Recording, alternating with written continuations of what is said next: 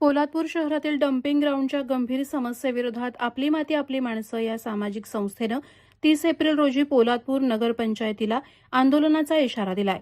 या पार्श्वभूमीवर आंदोलनाच्या पूर्वसंध्येला प्रशासनाकडून नदीपात्रातील कचरा काढण्यास सुरुवात करण्यात आली असली तरी ही केवळ तात्पुरती मलमपट्टी असल्याची टीका संस्थेकडून करण्यात आली.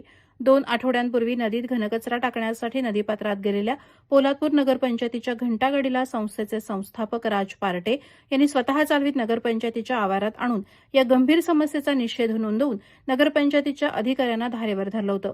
यानंतर लेखी पत्राद्वारे 30 एप्रिल 2026 रोजी तीव्र आंदोलनाचा इशाराही यावेळी दिला. या इशाऱ्यानंतर तात्पुरती मलमपट्टी करण्याचं काम हे नगरपंचायत प्रशासन करत आहे. संस्थेचे संस्थापक राज पार्टे यांनी स्पष्ट शब्दात सांगितलं की आम्हाला तात्पुरत्या उपाययोजना नको तर कायमस्वरूपी योजना राबवणं आवश्यक आहे. त्यांनी आंदोलनाच्या पावित्र्यावर ठाम राहण्याचा इशारा दिला.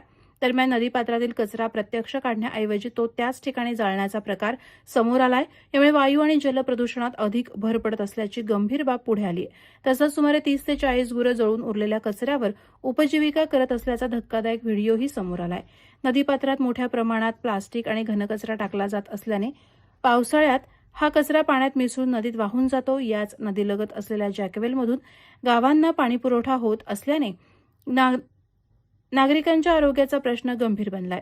दूषित पाण्यामुळे साथीचे आजार पसरण्याचा धोका वाढत असल्याची भीती व्यक्त केली जाते. नदीपात्रातील कचरा समूळ काढून टाकावा अन्यथा तीव्र आंदोलन छेडण्यात येईल असा इशारा राज पार्टे यांनी दिलाय.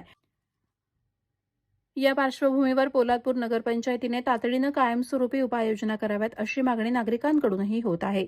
मुख्य संपादक संदीप जाबडेसह bureau report Konkan news Marathi, Poladpur, Raigad.